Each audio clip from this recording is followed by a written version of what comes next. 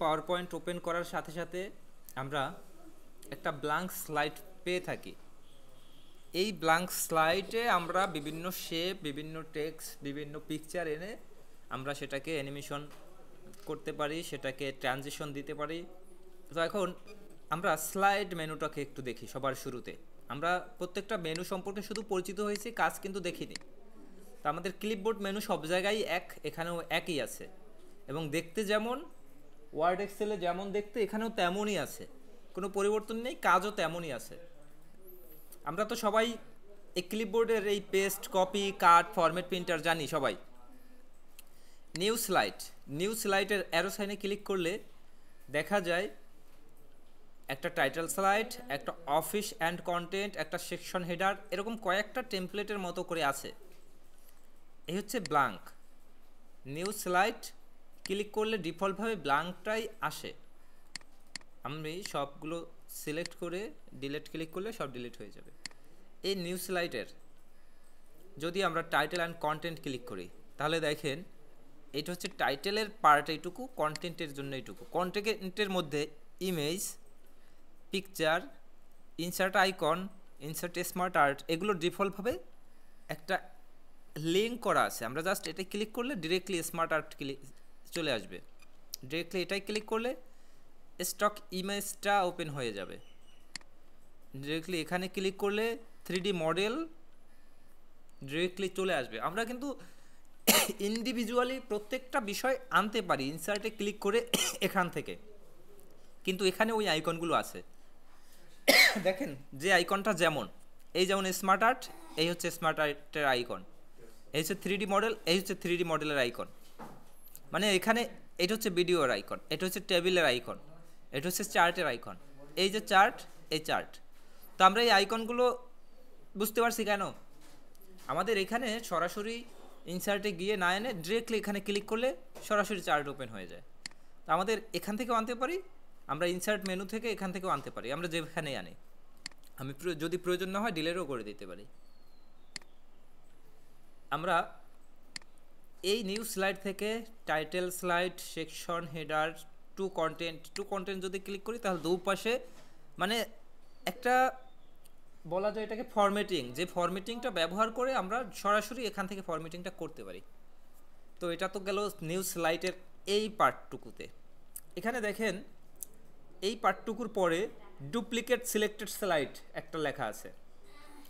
এখন এখানে কি প্রত্যেকটা এক একটা স্লাইড, এখানে কি বর্তমানে 3টা স্লাইড আছে, ব্ল্যাঙ্ক স্লাইড। এখানে যতগুলো স্লাইড থাকবে সব এখানে নিচে নিচে থাকবে। যে স্লাইডটা সিলেক্ট করবেন ওটা কি ওই সিলেক্টেড স্লাইড। এইখানে দেখেন ডুপ্লিকেট সিলেক্টেড স্লাইড। আমার এখানে ব্ল্যাঙ্ক স্লাইড বিধায় আমি বুঝতে পারতেছি না। আমরা গতকালকের কাজ করছি যে স্লাইডে, সেই রকম একটা স্লাইড অন করি। গতকালকে কাজ করা স্লাইড এখানে আছে। এই স্লাইডে এগুলো কি এক একটা স্লাইড। এই মনে করেন দ্বিতীয় নম্বর স্লাইডটা সিলেক্ট করে নিয়েছি। টোটাল স্লাইড আছে কয়টা? এখানে 6টা। দ্বিতীয় নম্বর স্লাইডটা সিলেক্ট করা, এই নিউ স্লাইডের এখানে ক্লিক করে ডুপ্লিকেট সিলেক্টেড স্লাইড ক্লিক করলাম। আমার কি ডুপ্লিকেট বলতে 2টা হয়ে গেল এবং টোটাল 7টা হয়ে গেল। আমরা ডুপ্লিকেট সিলেক্টেড স্লাইড অনেক সময় করে থাকি সেম একই ধরনের স্লাইড তৈরি করার ক্ষেত্রে। এরপরে দেখেন স্লাইড ফ্রম আউটলাইন, এটাই ক্লিক করলে ইনসার্ট আউটলাইন, আমাদের আউটলাইন এখানে নেই। আমি অন্য কোনো একটা কিছু সিলেক্ট করলাম, এটা এখানে আসছে না, এটা আসবে না, এটা অন্য স্লাইড হলে চলে আসতো।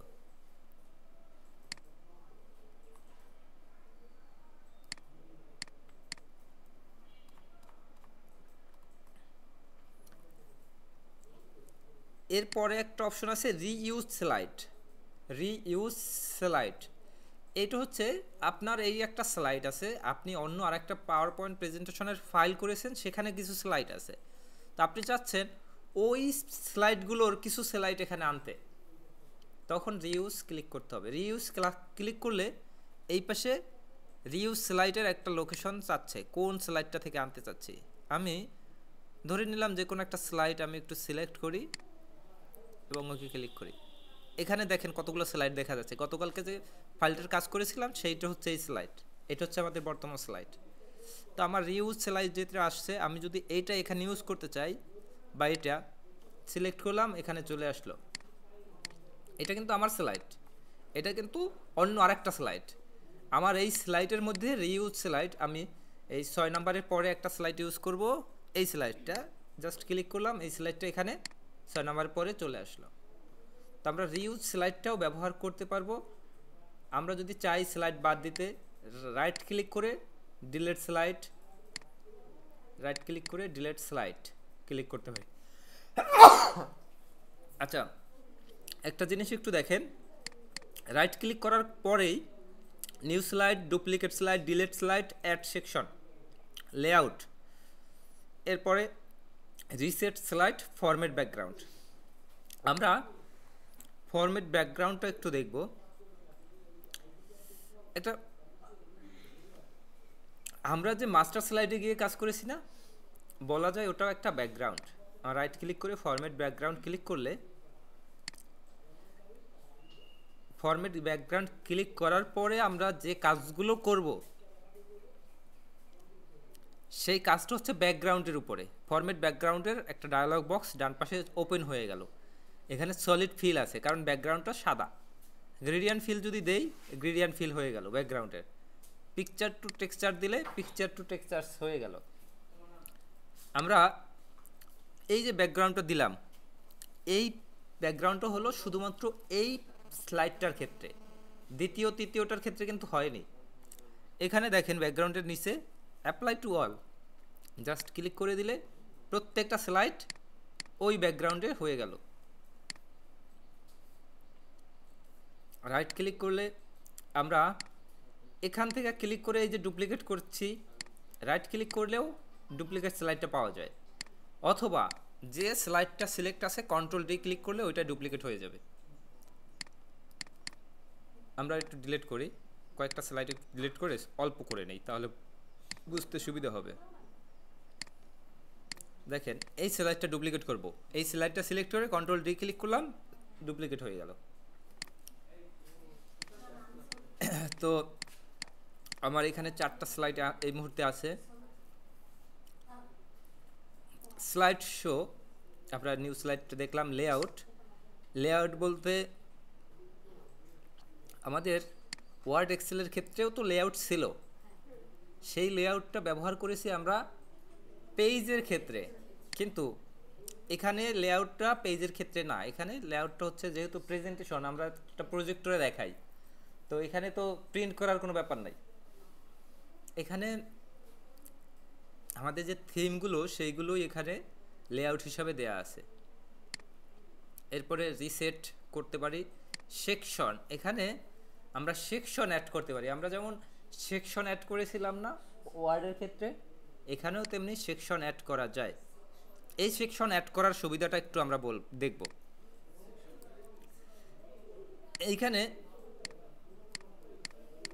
যদি এটা 2টা সেকশন হতো, এই 1 এবং 2 মিলে হচ্ছে পার্ট 1, 3 এবং 4 মিলে হচ্ছে পার্ট 2।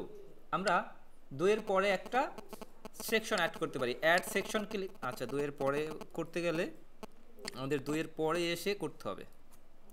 এখানে 3 এ থাকা অবস্থায় সেকশন, অ্যাড সেকশন, এটার নাম দিলাম পার্ট 2 এবং ওকে ক্লিক করলাম। এবং এই ডিফল্ট সেকশন যেটা, এটা রিনেম করে পার্ট 1 করে দিলাম।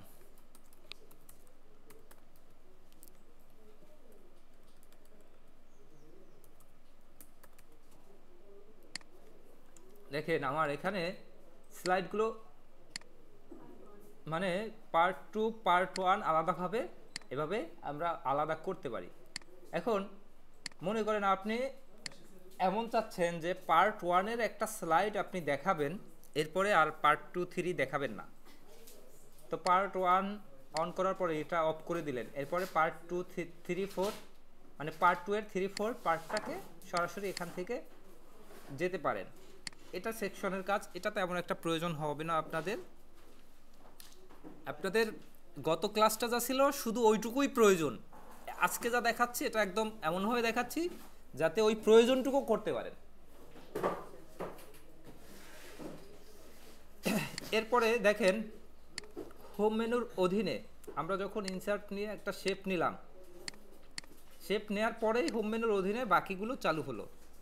এখন বাকিগুলো দেখেন ফন্ট, তারপরে বোল্ড, ইটালিক, আন্ডারলাইন, এরপরে এটা হচ্ছে টেক্সট শ্যাডো, এটা হচ্ছে character spacing.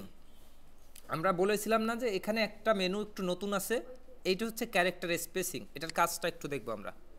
Insert shape, text box নেই, টেক্সট বক্স নিলে ভালো হবে। আমরা এখানে লিখব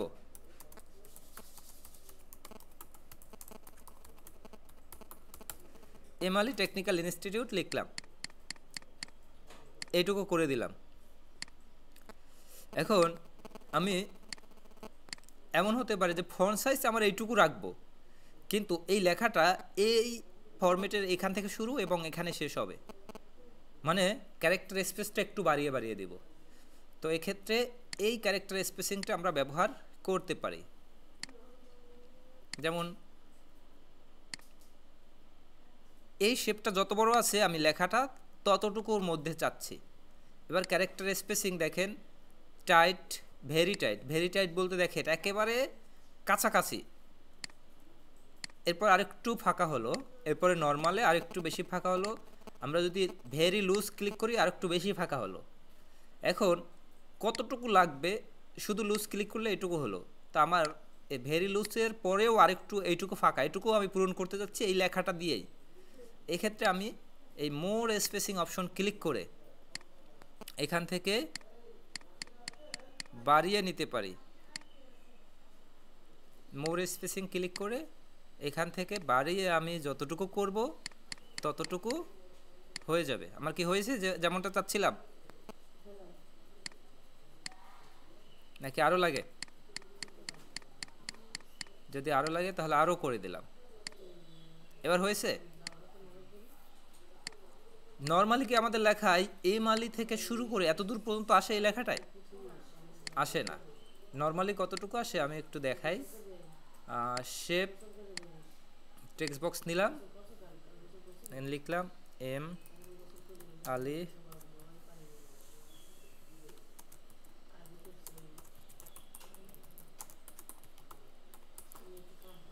এই লেখার ফন্ট সাইজটা হচ্ছে 40, এটাকেও করে দেই 40। নর্মালি আমাদের আসে এইটুকু, কিন্তু এটা একটু কি বড় হলো কিভাবে? এটা হচ্ছে ক্যারেক্টার স্পেসিং এর কারণে। তো আমরা ক্যারেক্টার স্পেসিংটা বুঝতে পারছি, আমাদের ব্যবহার করা লাগলে ব্যবহার করতে পারবো। আচ্ছা, এরপরে আমরা ছোট হাত বড় হাত এগুলো তো সবাই করতে পারি। ওয়ার্ডে ছিল এটা, এক্সেলে ছিল না, কিন্তু এখানে আছে। তো এখানে যেহেতু আছে আমরা করতে পারবো। এরপরে হাইলাইট সেল আমরা পারবো। ফন্ট কালার যেমন খুশি তেমন চেঞ্জ করতে পারবো। এখানে যা আছে সবই ওই একই রকমের। এটা হচ্ছে কি বুলেট পয়েন্ট। এটা কি বুলেট পয়েন্টের, আমরা ওয়ার্ডের ক্ষেত্রে যেমন দেখেছিলাম এখানে একটু অন্য রকমভাবে দেখতে, কিন্তু কাজ একই। এরপরে কি ইনডেনশন, এই দুইটা কি ইনডেনশন। এটা কি 1 কলাম 2 কলাম, এমনটা 2 কলাম 3 কলাম এগুলো করা যাবে। কলামটা এখানে কি ওই যে লাইন স্পেসিং যেটা ছিল। এরপরে এটা টপ মিডল বটম, এটার সিস্টেমটা হচ্ছে এটা স্মার্ট আর্ট আছে এখানে। টপ মিডল বটম এটা হচ্ছে আপনার অ্যালাইনমেন্ট টেক্সটের। এই মনে করেন ফন্ট, এটা তো টেক্সট বক্স, যে কারণে এটার অ্যালাইনমেন্ট হচ্ছে না। যদি এটা অন্য কোনো শেপ হতো, যেমন এমন একটা শেপ নিলাম, এই লেখাটা একটু কপি করে নিয়ে আসি ওই শেপের মধ্যে,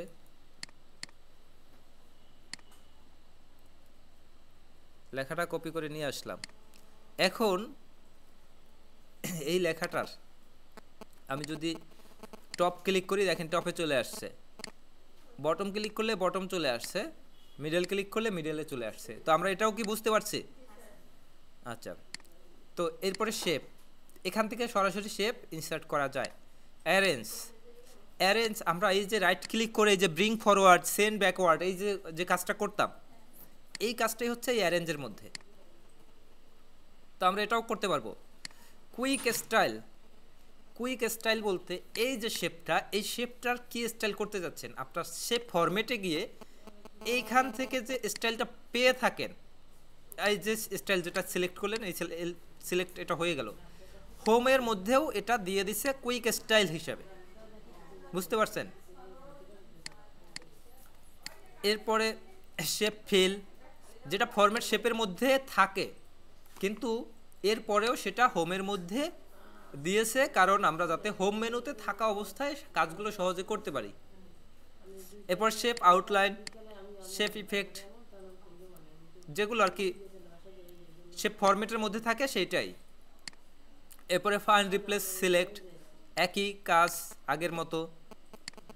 অ্যাডেন্স কোনো কাজে লাগে না, এটা তো আমি নিজের মতো করে নিয়ে আসছি, এজন্য আসছে। তো হোম মেনুর সব আমরা বুঝতে পারছি। তাহলে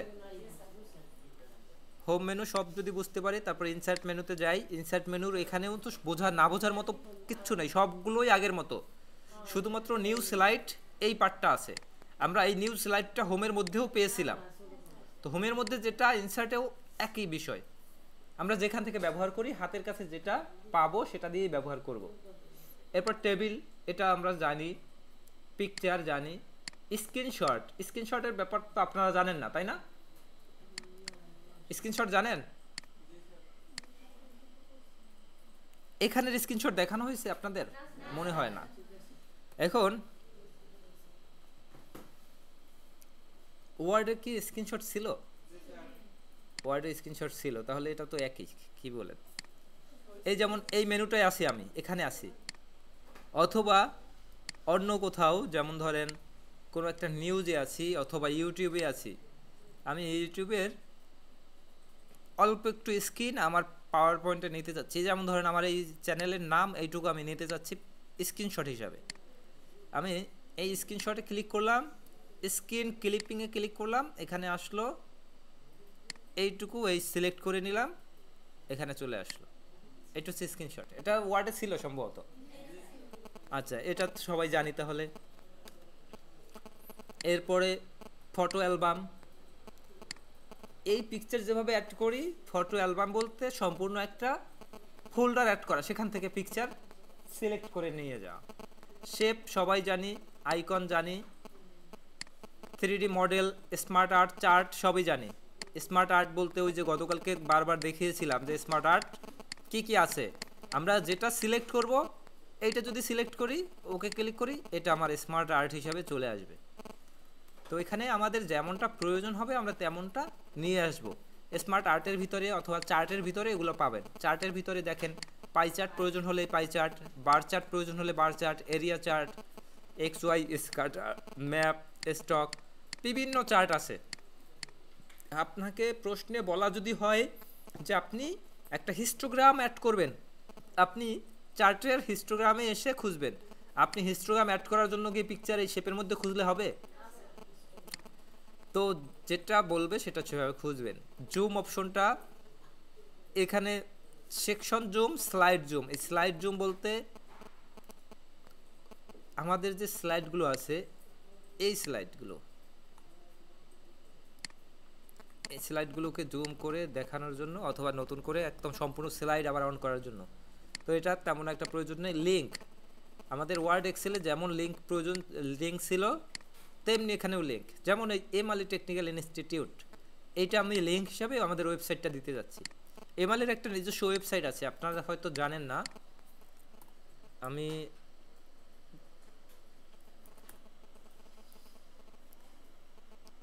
আমি নিজেও মনে হয় জানি না।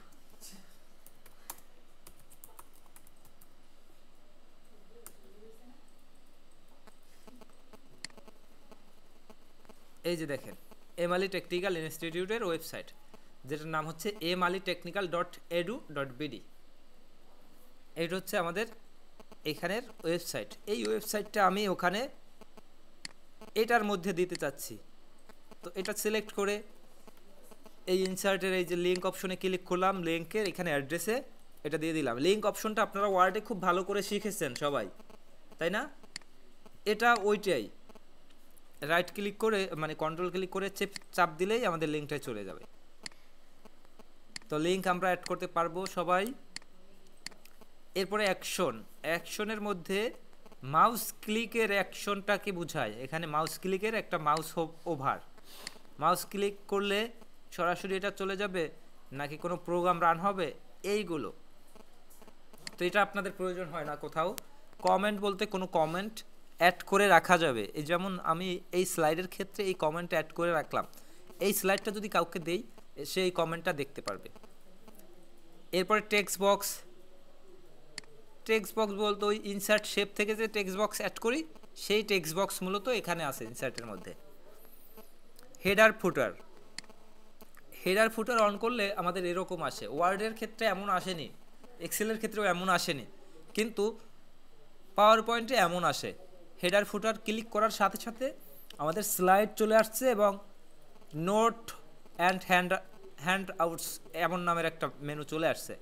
আমরা এই মেনুটার কাজটা একটু দেখে নেই, পরে একটু বিস্তারিত দেখে দেব। হেডার ফুটার জাস্ট ক্লিক করলাম, ডেট অ্যান্ড টাইম চলে আসছে, স্লাইড নাম্বার চলে আসছে। আমরা পেজ নাম্বার অ্যাড করছি না, এখানে তো পেজ নাম্বার না, এটা হচ্ছে স্লাইড নাম্বার, যে কারণে স্লাইড নাম্বার টিক দিলে আমাদের স্লাইড নাম্বারটা দেখা যাবে। ফুটার ক্লিক করে এখানে কিছু লিখলে সেটা ফুটারে দেখা যাবে। ফুটার যদি ক্লিক না করে কিছু দেখা যাবে না। এবং দেখেন don't show on title slide বলা হয় সবার প্রথম যে স্লাইডটা সেটাকে। আমরা 10টা স্লাইড করলে প্রথমটা হবে টাইটেল স্লাইড। তো আমাদের টাইটেল স্লাইডে আমাদের পেজ নাম্বার দেওয়ার দরকার নাই। অনেক সময় থাকে না যে টাইটেল স্লাইড যেটা সেটা তো শুরুতেই প্রথম স্লাইড, অর্থাৎ সবাই বুঝি যে এটা প্রথম বা এটা টাইটেল, তো এটার পেজ নাম্বারের প্রয়োজন আছে? সবাই তো জানি এটা 1 নাম্বার পেজ।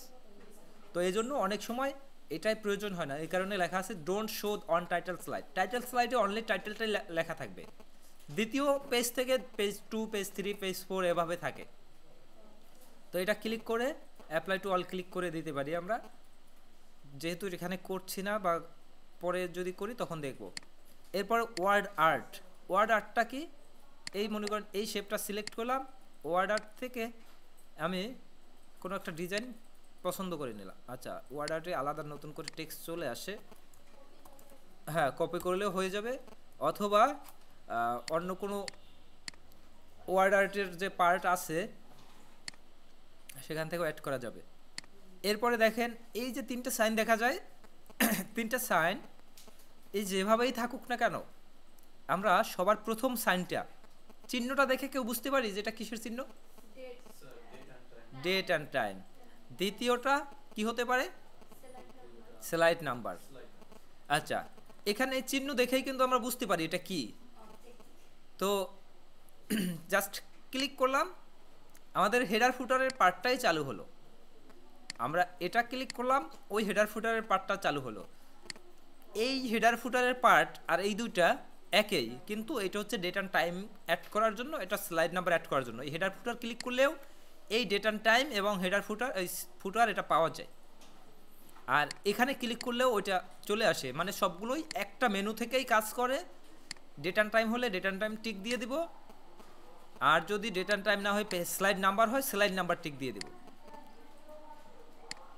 আর হেডার ফুটার বলতে এই ফুটারের পার্টটা চিহ্ন দিয়ে টিক দিয়ে দেব। এইটা মূলত কাজ, এই সব 3টার কাজ একই।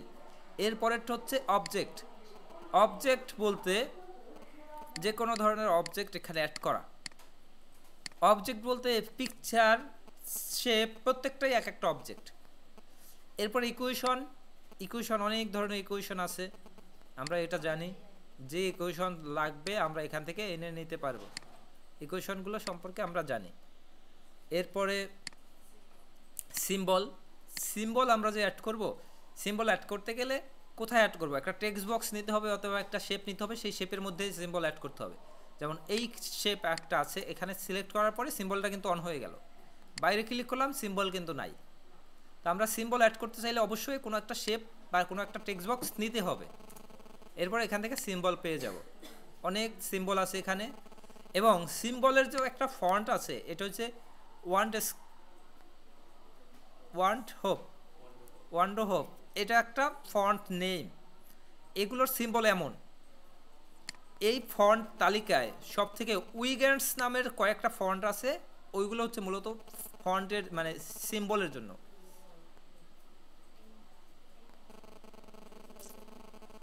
এই যে উইঙ্গার্স 1 2 3 এটা হচ্ছে সিম্বল। উইঙ্গার্স 1, এই উইঙ্গার্স 2, উইঙ্গার্স 3, এগুলো হচ্ছে প্রত্যেকটা সিম্বল। এটা আমাদের ওয়ার্ডের ক্ষেত্রেও কাজ করে, এক্সেলের ক্ষেত্রেও কাজ করবে, পাওয়ার পয়েন্টের ক্ষেত্রেও কাজ করবে। আমরা সিম্বল দেখলাম। ভিডিও গতকালকে আমরা অল্প একটু দেখেছিলাম।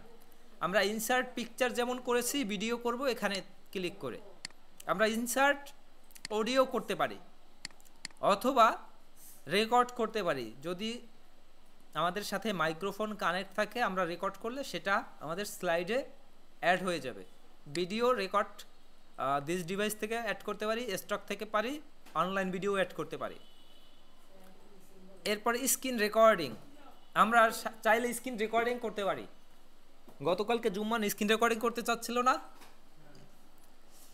স্ক্রিন রেকর্ডিং এর কি এখান থেকে করতে পারেন নাকি অন্য কোথাও থেকে করছেন? আমরা এটা ক্লিক করলে আমাদের স্ক্রিন রেকর্ড শুরু হবে। আমরা just start record start click করলে, রেকর্ড ক্লিক করলেই আমাদের রেকর্ড শুরু হয়ে যাবে। সিলেক্ট এরিয়া, কতটুকু এরিয়া রেকর্ড করব, এইটুকু এরিয়া যদি রেকর্ড করি, এইটুকু সিলেক্ট করে এখন রেকর্ড ক্লিক করব, এই স্ক্রিনটুকুতে যা হবে সব রেকর্ড হতে থাকবে। আমাদের ডিফল্টভাবে স্ক্রিন রেকর্ডিং করতে পারি এখান থেকে। তো আমাদের ইনসার্ট মেনুর প্রত্যেকটা মেনু সম্পর্কে বুঝতে পারছি। ড্র মেনু আগেও যেমন ছিল এখানেও তাই, এটা নিয়ে দেখার কিছু নাই, ঠিক আছে। এরপর ডিজাইনে বিভিন্ন থিম, বিভিন্ন টেমপ্লেট এগুলো থাকে, ভেরিয়েন্ট থাকে। এরপর স্লাইড সাইজ থাকে। এইখানে হচ্ছে স্লাইড সাইজ। এখানে দেখেন আমরা পিকচারের জন্য সাইজ অপশনে গিয়ে পেয়েছিলাম লেআউটের মধ্যে, নাকি ওয়ার্ড এক্সেলের ক্ষেত্রে লেআউটের মধ্যে ছিল। আর এখানে ডিজাইনের মধ্যে দেখুন স্লাইড সাইজ নামের একটা অপশন আছে। এখানে সাধারণত আমরা দুইটা সাইজ জানি, একটা হচ্ছে 4:3, একটা হচ্ছে 16:9, দুইটা আলাদা আলাদা রেশিও। এটা হচ্ছে ওয়াইড স্ক্রিন, এটা হচ্ছে স্ট্যান্ডার্ড। এখন আমরা যে কয়টা এখানে ব্যবহার করি পিসি, প্রত্যেকটা হচ্ছে ওয়াইড স্ক্রিন 16:9 রেশিও। বিশেষ করে আমাদের প্রজেক্টরটা হচ্ছে স্ট্যান্ডার্ড 4:3 রেশিও। কিন্তু প্রজেক্টরটাকে আমি আমার ল্যাপটপ দিয়ে ব্যবহার করতেছি বিধায় ওখানে 16:9 রেশিও দেখাচ্ছে।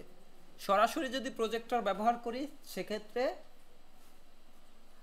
স্ট্যান্ডার্ড রেশিওটা দেখাবে। তো আমরা স্লাইড সাইজ বুঝতে পারছি।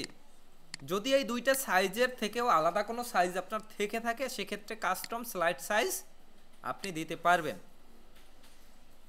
ওয়াইড কত ইঞ্চি, হাইট কত ইঞ্চি, হাইট কতটুকু তো বুঝেন, ওয়াইড কতটুকু বুঝেন।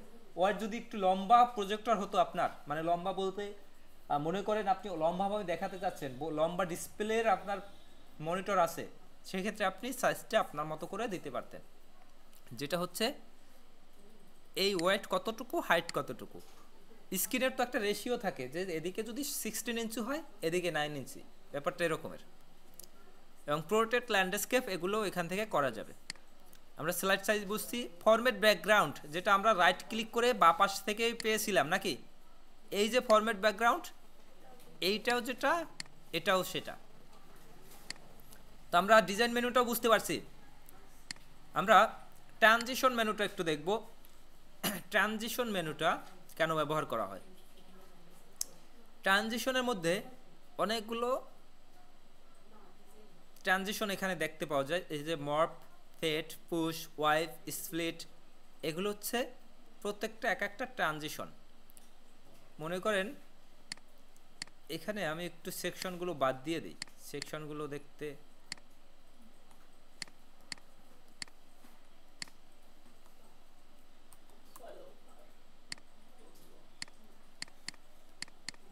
আচ্ছা। এখন আমরা যখন এই স্লাইডটাকে ডিরেক্টলি একদম ওপেন করি প্রজেক্টরে ওপেন হলো আমার স্লাইডটা, একটা স্লাইড, ফার্স্ট স্লাইড। আমি কিবোর্ড থেকে রাইট ক্লিক করলাম, সেকেন্ড স্লাইড চলে আসলো, তারপরে রাইট ক্লিক করলাম, পরের স্লাইড চলে আসলো, তারপরেরটা পরের স্লাইড চলে আসলো, তো এইখানে যে স্লাইডগুলো চলে আসে একটার পরে আর একটা যখন আসছে, এখানে কি কোনো ইফেক্ট দেখতে পাচ্ছি নাকি নর্মালি চলে আসছে? নর্মালি আমার চলে আসছে। ট্রানজিশনের মাধ্যমে আমি যদি এই ট্রানজিশন ইউজ করি, যেমন ওয়াইপ ট্রানজিশনটা একটু ইউজ করতেছি, ওয়াইপটা কেমন হয় এটা কি বোঝা যাচ্ছে কেমন হচ্ছে? দ্বিতীয়টার ক্ষেত্রে আমি স্প্লিটটা ব্যবহার করছি, এভাবে হচ্ছে। তৃতীয়টার ক্ষেত্রে আমি কাট ব্যবহার করছি, আচ্ছা কাট রিভেল ব্যবহার করি। চতুর্থটার ক্ষেত্রে আমি শেপ ব্যবহার করি। এখন আমরা একটু এটাকে ওপেন করি, ওপেন করছি, ওপেন হচ্ছে। আমার স্লাইড চলে মানে কেমন আসছে একটু দেখি। প্রথমটা চলে আসলাম, একদম প্রথম স্লাইড, এই পরের স্লাইড, তারপরের স্লাইড, এরপর তারপরের স্লাইড। এই যে ইফেক্টটা, এটা ট্রানজিশনের মাধ্যমে আমরা ব্যবহার করতে পারি। আমাদের যদি ট্রানজিশনে ব্যবহার করতে বলে কোনো ইফেক্ট, আমরা সেটা ব্যবহার করব। ট্রানজিশন ব্যবহার করা হয় মূলত স্লাইডের টাইম নির্ধারণ করার জন্য।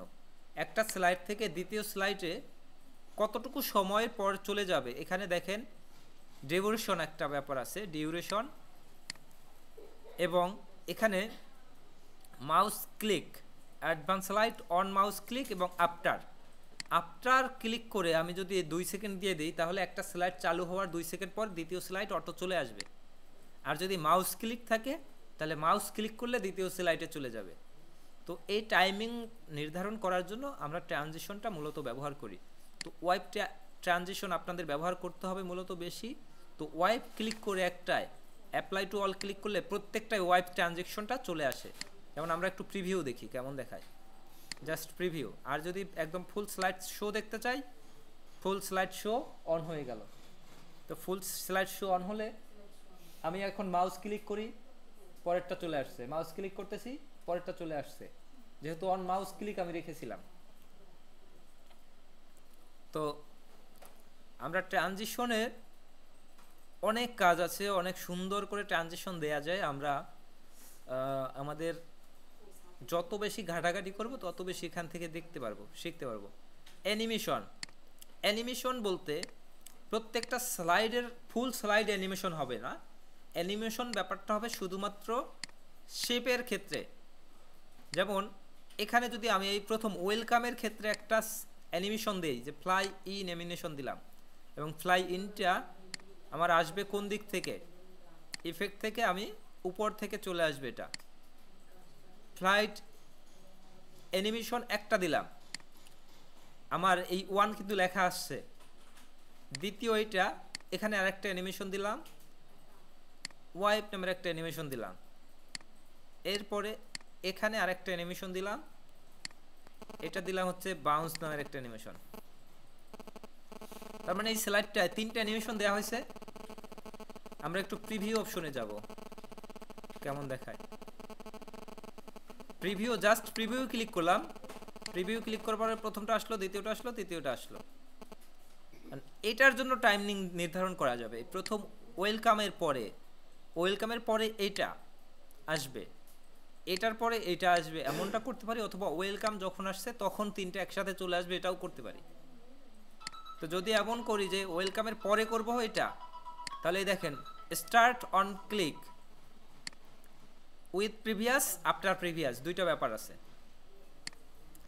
আমরা জাস্ট একটু স্লাইড শো ক্লিক করি, এবার দেখি প্রজেক্টরে কেমন দেখায়। প্রজেক্টরে এই আসার পরে আমরা একটা ক্লিক করলে ওয়েলকামটা আসবে, সেকেন্ড ক্লিক করলে তারপরেরটা আসবে, তারপরে আরেকটা ক্লিক করলে এটা আসছে। যেহেতু আমার 3টা এভাবে দেয়া, এজন্য 3টা এভাবে আসছে।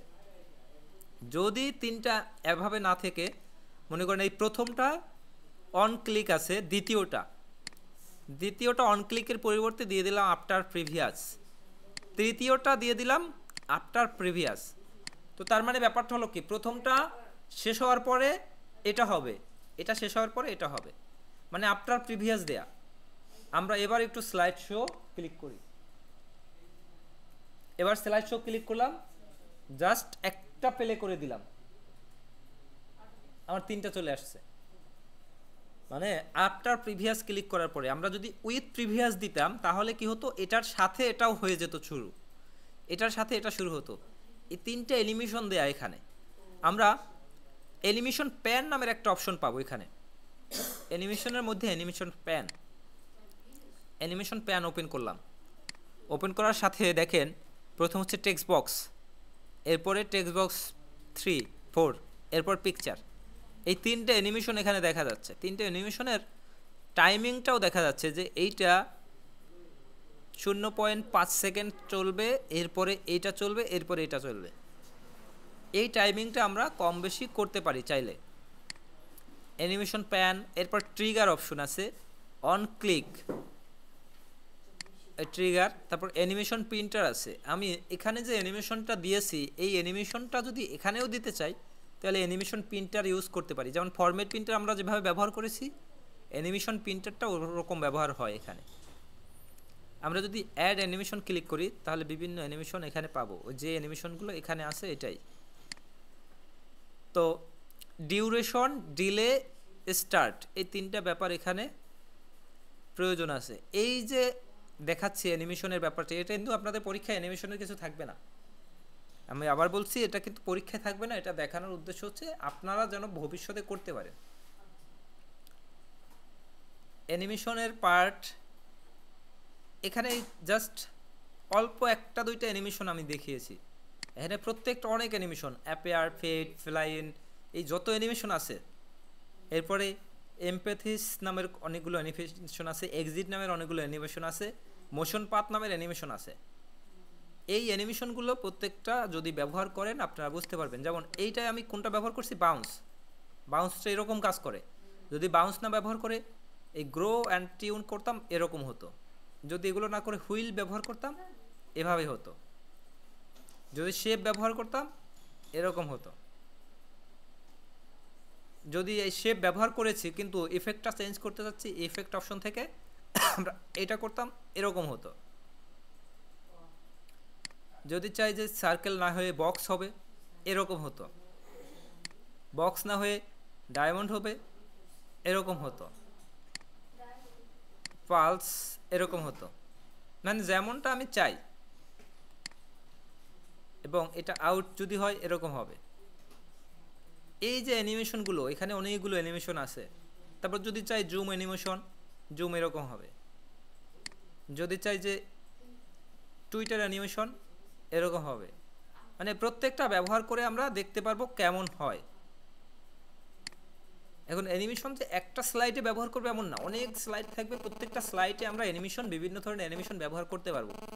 এই অ্যানিমেশনগুলো ব্যবহার প্রত্যেকটা আপনাদের করতে হবে, আপনাদের শিখতে হবে যে কোনটা কেমন, কোনটা প্রয়োজন। আপনাকে কেউ একজন হঠাৎ করে বলল যে একটা স্লাইড অন করে সেই স্লাইডের একটা শেপ অ্যানিমেশন অ্যাড করতে হবে। তা আপনি যদি এখানে শেপ অ্যানিমেশন যদি খুঁজে না পান তাহলে কি হবে? শেপ অ্যানিমেশন যদি বলে থাকে শেপ অ্যানিমেশন এখানে তো অবশ্যই থাকবে। শেপ অ্যানিমেশন হচ্ছে এখানে। যদি বলে যে ফ্লাই আউট অ্যানিমেশন ব্যবহার করতে হবে, এটা ব্যবহার করবেন। এখন এখানে দেখেন মোর এন্ট্রিস এফেক্ট। এই যে মোর এন্ট্রেন্স এখানে কয়টা আছে? 7 আর 6, 13টা অ্যানিমেশন এখানে আছে, এন্ট্রান্স অ্যানিমেশন। কিন্তু আপনি যদি চান যে আরও লাগবে তাহলে মোর এন্ট্রান্স অ্যানিমেশন ক্লিক করলে এখানে আরও অ্যানিমেশন দেখতে পাবেন। বেসিক, সাবটেল, মডারেট, তারপর এক্সিকিউটিং, এগুলো আপনি ব্যবহার করতে পারবেন।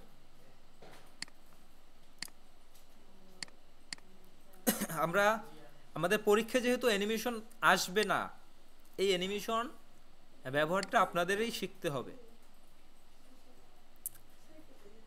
এরপরে স্লাইড শো, স্লাইড শোটা একটু দেখি। স্লাইড শোর আমাদের এখানে 4টা পেজ আছে। স্লাইড শো যদি করি 4টা পেজের, আমরা এই দ্বিতীয় পেজে আছি বা তৃতীয় পেজে আছি। আমি এখান থেকে স্লাইড শো করতে যাচ্ছি, এখান থেকে পরেরগুলো আমি 1, 2 চাচ্ছি না। তাহলে কি ফ্রম কারেন্ট স্লাইড হবে স্লাইড শো। আমরা স্লাইড শো কথাটা মনে হয় অনেকে জানি, আমাদের ফোনের গ্যালারিতে স্লাইড শো মাঝে মাঝে আসে না? তো এই স্লাইড শো বলতে বোঝায় অনেকগুলো পিকচার যখন থাকে সেই পিকচারগুলোকে আপনাকে ভিডিও আকারে দেখানো, নাকি? সেটা হচ্ছে স্লাইড শো। তো এই স্লাইড শো হচ্ছে সেই স্লাইড শো এর মতোই, এখানে যে প্রত্যেকটা স্লাইডকে একত্রে ভিডিও আকারে দেখানো হচ্ছে স্লাইড শো। তো এখানে from current slide are from beginning দুইটা কথার উত্তর, মানে দুইটা কথার অর্থ কি আমরা জানি? ফ্রম বিগিনিং মানে একদম শুরু থেকে শুরু হবে, আর কারেন্ট স্লাইড বলতে এই স্লাইড থেকে শুরু হবে। তো এই ফ্রম বিগিনিং এখানে দেখেন নেয়ার পরে স্টার্ট ফ্রম বিগিনিং ব্র্যাকেটে লেখা ফাংশন 5। তার মানে আমরা যদি এই মুহূর্তে ফাংশন 5 ক্লিক করি, জাস্ট ক্লিক করলাম ফাংশন 5, একদম শুরু থেকে শুরু হলো। এটা কিন্তু একদম শুরু থেকে শুরু হলো। এরপরে আমি একটু ক্লোজ করে দেই। এরপরে যদি দেখি ফ্রম কারেন্ট স্লাইড, সেক্ষেত্রে কি ফ্রম কারেন্ট স্লাইড এক্ষেত্রে কি শিফট প্লাস ফাংশন 5, মানে আমরা যদি কারেন্ট স্লাইড থেকে স্লাইড শো করতে চাই তাহলে কি শিফট প্লাস ফাংশন 5 ক্লিক করলে আমার কারেন্ট স্লাইডটা ওপেন হবে।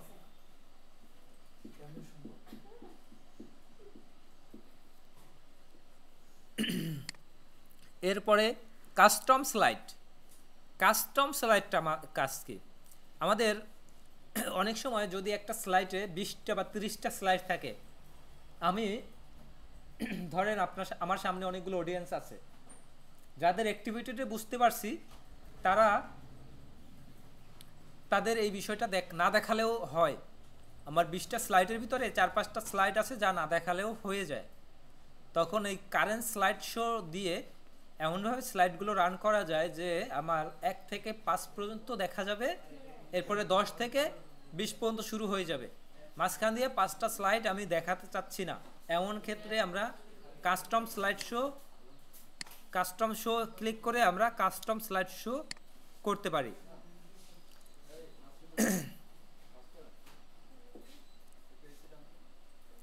স্লাইড শো এর মধ্যে রেকর্ড অপশনটা আছে, রেকর্ড করা যাবে। মনিটর অটোমেটিক আছে, একটা হচ্ছে প্রাইমারি মনিটর আছে।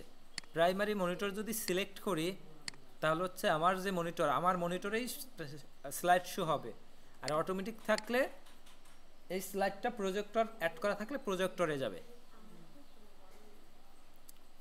এরপরে রেকর্ড অপশনের মধ্যে দেখেন রেকর্ডিংয়ের পার্ট আছে, স্ক্রিনশট আছে, স্ক্রিন রেকর্ডিং আছে, ভিডিও আছে, অডিও আছে, সেভ অ্যাজ শো আছে, এক্সপোর্ট টু ভিডিও আছে। আমরা সেভ অ্যাজ করতে পারি, এক্সপোর্ট করতে পারি ভিডিও হিসাবে। এরপর প্রিভিউ অপশনে বিভিন্ন কিছু আছে। ভিউ অপশনে আমাদের নর্মাল ভিউ আছে, আউটলাইন ভিউ আছে, স্লাইড শর্টার আছে। নর্মাল ভিউ তো নর্মালি থাকে, আউটলাইন যদি ক্লিক করি তাহলে এভাবে দেখা যাবে। স্লাইড শর্টার সব স্লাইডগুলো একত্রে এক ডিসপ্লেতে একটু দেখা যাবে। নোট পেজ, বিভিন্ন নোট থাকলে নোট পেজটা দেখা যাবে। রেকর্ডিং ভিউ কেমন হয় সেটা দেখা যাবে। আর স্লাইড মাস্টার তো জানেন, সবার কাজ হচ্ছে শুরুতেই স্লাইড মাস্টারে আসা এবং রুলার গ্রিড লাইন। এই রুলার ক্লিক করলে রুলার অন হয়ে যাবে, রুলার ক্লিক করলে রুলার অন হবে, গ্রিড লাইন ক্লিক করলে গ্রিড লাইন অন হবে। গ্রিড লাইন থাকলে যেটা হয় যে আমাদের একটা দাগ দাগ দেখা যাচ্ছে, বোঝা যায়? এই দাগগুলো দিয়ে আমরা স্লাইডটার মানে কোনো শেপ সোজা হলো না বাঁকা হলো এটা গ্রিড লাইন দিয়ে আমরা চেক করতে পারি বা বুঝতে পারি। আর গ্রিড লাইন উঠিয়ে দিলে কিছু লাগবে না। গাইড যদি থাকে, এই গাইড ক্লিক করে থাকলে আমার স্লাইডটাকে 4টা ভাগে ভাগ করে দিল, আমাদের এটাকে গাইড করবে যে আমরা এইখানে রাখতে চাচ্ছি একটা স্লাইড, এখানে একটা, মানে আলাদাভাবে 4ভাবে রাখতে চাচ্ছি, এক্ষেত্রে গাইডটা কাজ করবে।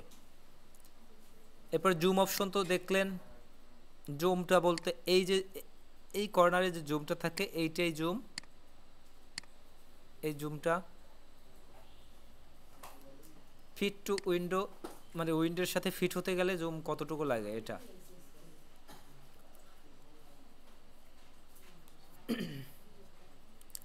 হেল্প অপশনের কিছুই নাই।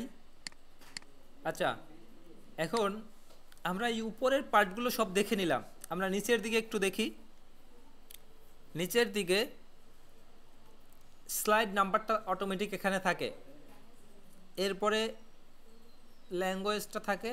এখানে দেখেন ক্লিক অ্যাড টু নোট, এখানে অ্যাড টু নোট বলতে এই স্লাইডটা আপনি করতেছেন, এই স্লাইডে যদি কোনো নোট লেখার প্রয়োজন হয় আপনি এখানে নোট লিখতে পারবেন।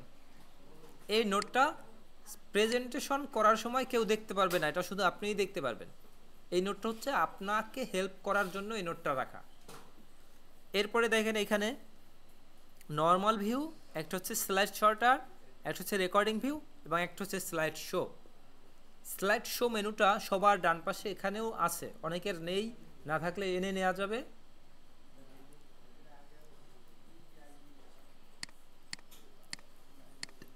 তো এখন আমি একটা স্লাইড অন করে দেই, সেটা দেখে আপনারা একটু করার ট্রাই করেন। আর অ্যানিমেশন ট্রানজিশনগুলো আপনার মতো করে ব্যবহার করা শুরু করে, ঠিক আছে?